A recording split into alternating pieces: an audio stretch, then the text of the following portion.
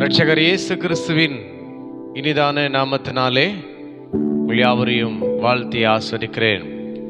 பிரியமானவர்களே, இன்றைக்கும் கர்த்தருடைய சமூகத்திலே நாம் திரும்ப வேண்டும் என்று ஆண்டவர் எதிர்பார்க்கிறார்.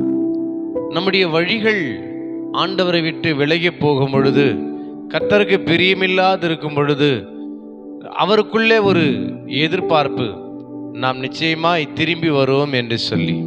ஆக கர்த்தரிடத்திலே நாம் திரும்ப வேண்டும்.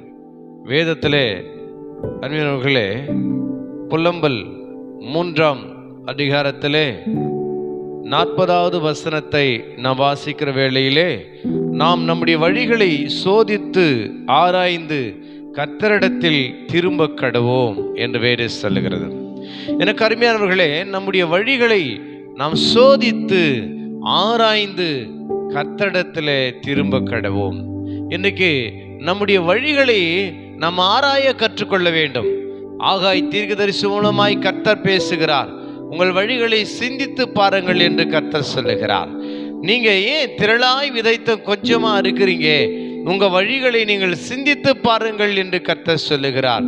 என்னை கேட்டுக்கொண்டிருக்கிறேன் என் அன்பு சகோதரனே, சகோதரியே, இன்றைக்கு நம்முடைய வாழ்க்கையிலே தோல்வி வரும்பொழுது, நெருக்கங்கள் வரும்பொழுது, பலவீனம் வரும்பொழுது, கஷ்டங்கள் வரும்பொழுது நாம் என்ன செய்கிறோம் என்று சொன்னால், நாம் கர்த்தரை நாம் கேள்வி கேட்கிறோம். ஏன் ஆண்டவரே எனக்கு இப்படிப்பட்ட கஷ்டங்களை, எனக்கு இப்படிப்பட்ட தோல்வியை எனக்கு ஏன் நீங்க அனுமதிச்சிங்கன்னு சொல்லி.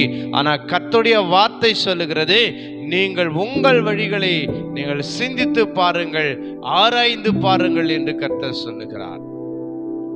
ஆக நம்முடைய வழிகளை நாம் சிந்திக்க வேண்டும், ஆராய வேண்டும். நாம் எந்த வழியிலே நடக்கிறோம், பாதைகளை நாம் விசாரித்து, இல்லையா நல்ல வழிகளே நடக்கிறோமா, நம்முடைய இஷ்டத்தின்படியே நடக்கிறோமா என்பதை நாம் சிந்திக்கக்கூடியவர்களாய் இருக்கிறோம். ஆக நம்முடைய வழிகளை சோதித்து, நாம் நம்முடைய வழிகளை சோதித்து ஆராய்ந்து கர்த்தரிடத்தில் திரும்ப கடவோம். அநேகருடைய வாழ்க்கையை நாம் சோதிக்கிறோம், அநேகருடைய வழிகளை நாம் சோதிக்கிறோம், அநேகருடைய காரியங்களை நாம் சோதிக்கிறோம். ஆனால் நாம் நம்முடைய வாழ்க்கையை, நம்முடைய வழியை நாம் சோதிக்க தவறி விடுகிறோம். பிரியமானவர்களே, இதான் நம்முடைய தோல்விக்கான காரணம். எனக்கு அநேகரை நாம் குறை சொல்லி, அநேகரை நாம் சோதிக்கிறோம். நீ இந்த காரியத்தில் இப்படிப்பட்ட தவறை செய்திருக்கிற, இப்படிப்பட்ட கவனக்குறைவாய் நடந்திருக்கிற, இதை நீ செய்திருக்கிற என்று சொல்லி மற்றவர்களை நாம் சோதிக்கிறோம், அறிகிறோம், ஆராய்கிறோம். ஆனால் நம்மை நாம் அறிகிறோமா? நம்மை நாம் ஆராய்கிறோமா? நம்மை நாம் சோதிக்கிறோமா? கர்த்தர் சொல்லுகிறார், உங்க வழிகளை சிந்தித்து பாருங்க. கர்த்தர் சொல்லுகிறார், எந்த மனுஷனும் தன்னைத்தானே சோதித்து, இல்லையா, அவன் சோதித்தான் அவன் நியாயம் தீர்க்கப்படான். நீங்க உன்னை சோதிக்க கற்றுக்கொள். ஞான தேவ பிள்ளைகளே, இன்னைக்கு நாம் அநேகரை சோதிக்கிறோம், அநேகருடைய வாழ்க்கையை சோதிக்கிறோம். இன்னைக்கு நம்மை நாம் சோதிக்கிறோமா, நம்மை நாம் ஆராய்கிறோமா என்பதை நாம் உணரக்கூடியவர்களாக இருந்தோன்னு சொன்னா, அங்கதான் வெற்றி, அங்கதான் தேவனுடைய இரக்கம், அங்கதான் தேவனுடைய கிருபை நமக்கு கிடைக்கும். பிரியமானவர்களே, ஆக நாம் நம்முடைய வழிகளை சோதித்து ஆராய்ந்து கர்த்தரிடத்தில் திரும்ப கடவோம் என்று வேதம் சொல்லுகிறது. கர்த்தரிடத்தில் திரும்ப கடவோம்.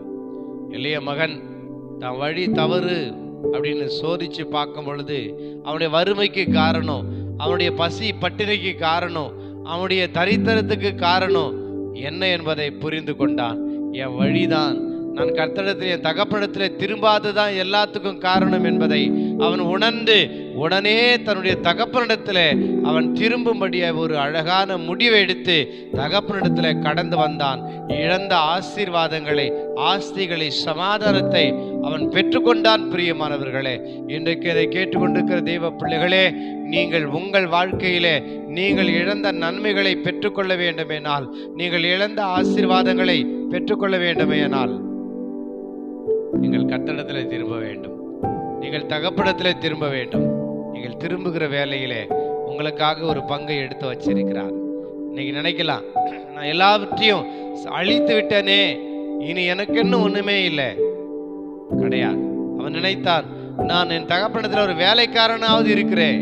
இல்லை, தகப்பன் ஒரு பங்கை எடுத்து வச்சிருக்கிறார். தெரியும் நீ செலவழித்து விடுவே, அழித்து விடுவே அப்படின்னு அவருக்கு தெரியும், தகப்பனுக்கு தெரியும்.